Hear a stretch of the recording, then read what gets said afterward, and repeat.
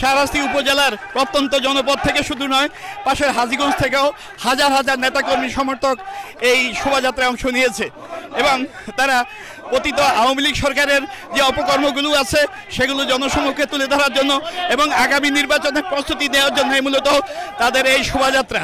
সেদিন হাসিনা পলায়ন করেছে এই দেশ থেকে, বাংলার মাটি থেকে, সেই সুবাদে আজকে বর্ষপূর্তি উপলক্ষে আজকের আমাদের এই বিজয় র্যালি। ফ্যাসিস্ট হাসিনা যাওয়ার পরে আমাদের যে বিজয় র্যালি কেন্দ্রীয় ঘোষণা প্রোগ্রামের শোভাযাত্রায় বেগম খালেদা জিয়া থেকে শুরু করে শহীদ রাষ্ট্রপতি জিয়াউর রহমান এবং বিএনপির যে অন্য যে প্রতীকগুলো আছে ধানের শীষ সরকার এবং কি বিশাল জাতীয় পতাকা নিয়েও কিন্তু তারা শোভাযাত্রায় অংশ নিয়েছে এবং এখানকার নানা বয়সী নেতাকর্মীদের একটা প্রত্যাশা যে আগামী দিনে যদি বিএনপি ক্ষমতায় আসে তাহলে তারা গণমানুষের পাশে থাকবে। একজন নেত্রীর যে অভিনয়টা আমি করতে পারছি আমাদের অনেক ভালো লাগছে।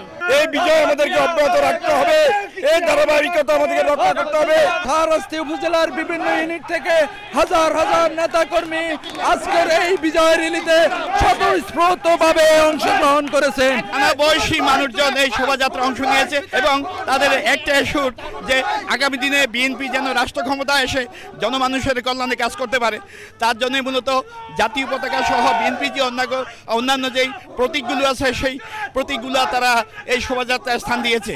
আমরা স্বাধীন চাই, স্বাধীন বাংলায় স্বাধীন লোক চাই, যে কোনো এক নেত্রী আমাদের মাঝে আসবে, সুভাবে আমাদের বাংলাদেশটা চালাবে, এটাই আমাদের কামনা। আলহামদুলিল্লাহ আমরা নিজেরা এখন সেফটি আছে চলার মতো, আলহামদুলিল্লাহ আমরা এখন স্বাধীন আছি। এই যে কথা বলতেছি এটা একটা স্বাধীন। এটি আয়োজন করেছেন বিএনপির আন্তর্জাতিক বিষয়ক সম্পাদক আনোয়ার হোসেন খোকন। তার সতীর্থরা শুধু এই শাহরাস্তিতে নয়, পাশের যে উপজেলা আছে অর্থাৎ একই নির্বাচনী আসনের সেই আসন থেকেও তারা অংশগ্রহণ করেছে। অর্থাৎ বলা যেতে পারে এটি শাহরাস্তিতে সবচাইতে স্মরণকালে বড় শোভাযাত্রা।